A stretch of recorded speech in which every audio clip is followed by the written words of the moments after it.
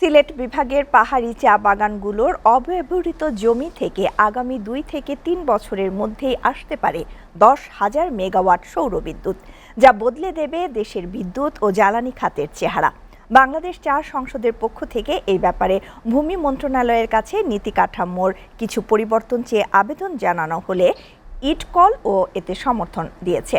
সালাউদ্দিন বাবলুর প্রতিবেদনে বিস্তারিত। দেশে যখন প্রয়োজনীয় জমি সংকটে কাঙ্ক্ষিত পরিমাণে সৌরবিদ্যুৎ উৎপাদন কঠিন হয়ে পড়ছে, তখন সিলেট অঞ্চলের 1.5 শতাধিক চা বাগান জানান দিচ্ছে নতুন সম্ভাবনা। পাহাড় টিলাবহুল এসব বাগানের দক্ষিণ পশ্চিম ঢালে সূর্যকিরণ বেশি পড়ায় সেখানে সাধারণত চা চাষ তেমন হয় না। 55,000 হেক্টর জমিতে অবস্থিত 168টি বাগানে চা চাষ হয় গড়ে 50 থেকে 60 ভাগ জমিতে।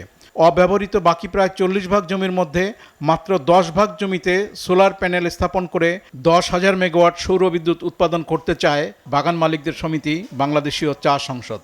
আমরা সরকারকে বলছি যে আপনারা যদি চা বাগানে আমাদের যেসব জমিতে চা উৎপাদন আমরা করছি না বা ভবিষ্যতে হয়তো চা উৎপাদন সেই সব জমিতে করতে পারবো না, এরকম জমিতে আমাদেরকে পারমিশন দেওয়া হোক যেখানে আমরা solar power, utility scale solar power projects আমরা করব। শুধু নিজেদের ব্যবহারের জন্য না, গ্রিডে দেওয়ার জন্য, যাতে সারা বাংলাদেশে যেন সেই পাওয়ারটা ইউজ হতে পারে। এটা করা পসিবল, এটা করা দরকার, এতে আমাদের বৈদেশিক মুদ্রার অনেক সাশ্রয় হবে। এ ব্যাপারে ভূমি মন্ত্রণালয়ের কিছু শর্তের সংশোধন চেয়েছেন তারা। তাছাড়া শুধু চা গাছে আর চলছে না চা বাগান। সমস্যাটা হলো আমাদের যে লিজ এগ্রিমেন্ট আছে সেখানে বলা আছে এখানে চায়ের জন্য এই জমি দেওয়া হলো, এবং চায়ের সাথে রিলেটেড যেসব কাজ হতে পারে, যেসব অ্যাক্টিভিটি হতে পারে তার জন্য ব্যবহার করে। আমরা বলছি যে এই জিনিসটাকে একটু, এগ্রিমেন্টটাকে একটু চেঞ্জ করতে হবে। এই চেঞ্জটা আনলে আমরা সোলার পাওয়ার এখানে করতে পারবো। সাউথ ফেসিং যেসব টিলা, ওইখানে কেউ চা করবে না। চা বাগান শুধু চা দিয়ে সাস্টেইন করতে পারবে না। আমরা যার জন্য বলছি চা বাগানে আপনি চায়ের পাশাপাশি সোলার পাওয়ার জেনারেশনের পারমিশন দেন, এবং তার সাথে সাথে ট্যুরিজমেরও permission then.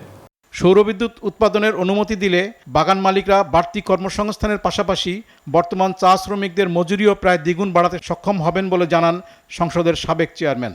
We are an agricultural industry. We are not an industry in the commercial sense. তার উপরে we maintain অনেক রকমের সোশ্যাল রেসপন্সিবিলিটি আমরা মেনটেন করি। যেরকম ধরেন আমরা ক্যাশে দেই, আমরা কাইন্ডে দেই, আমরা 2 টাকা দরে রেশন দেই। একটা ফ্যামিলিকে ডিপেন্ডেন্ট সহ আমরা তাদেরকে 2 টাকা পার কেজি চাল বা আটা দেই, 10.5 থেকে 11 কেজি পার উইক। হ্যাঁ, তারপরে আমরা পেনশন দেই। পেনশন বাংলাদেশে কেউ পেনশনের নামই শুনে নেই আগে, বুঝেছেন, আমরা দিয়ে আসছি।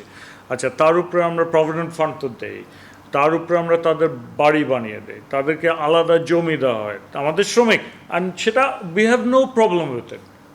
আমি তো খুশি, তারা যদি ভালো থাকতে পারে, অসুবিধাটা কি? তারা তো আমার লোক, তো আমার কাছে এটা গর্বের ব্যাপার যদি আমি আমার ওয়ার্কারদেরকে বেশি দিতে পারি। সরকারের অবকাঠামো উন্নয়ন কোম্পানি ইটকলও চা বাগানে সৌরবিদ্যুতের সম্ভাবনা নিয়ে জরিপ করে সমর্থন দিয়েছে। ইটকলের সাথে আমাদের সাথে কথা হয়েছে, আমরা তাদেরকে বেশ অনেকগুলো বাগানেও আমরা পাঠিয়েছি একটা স্টাডি করার জন্য, যে কি করা সম্ভব না সম্ভব, কোথায় করা সম্ভব, এরকম তারাও দেখে তারাও কনভিন্স যে হ্যাঁ এটা করা যাবে। আমাদের টি স্টেট নিয়ে আমরা কিন্তু একটা কাজ করে দিয়েছি already for the T authority, যে ওনাদের যে টি স্টেটে যেসব জায়গাগুলো এখন টি গ্রো করে না, এখানে অনেক জায়গা আছে, কিন্তু এখানে একটা সিগনিফিক্যান্ট অ্যামাউন্ট অফ আমরা রিনিউয়েবল এনার্জি পাওয়ার জেনারেট করার জন্য ইউজ করতে পারি। সেটা অলরেডি মানে আপনারা প্রাইম মিনিস্টার অফিসে পাঠিয়েছেন প্রস্তাবটা, ওটা একটা অ্যাপ্রুভাল প্রয়োজন।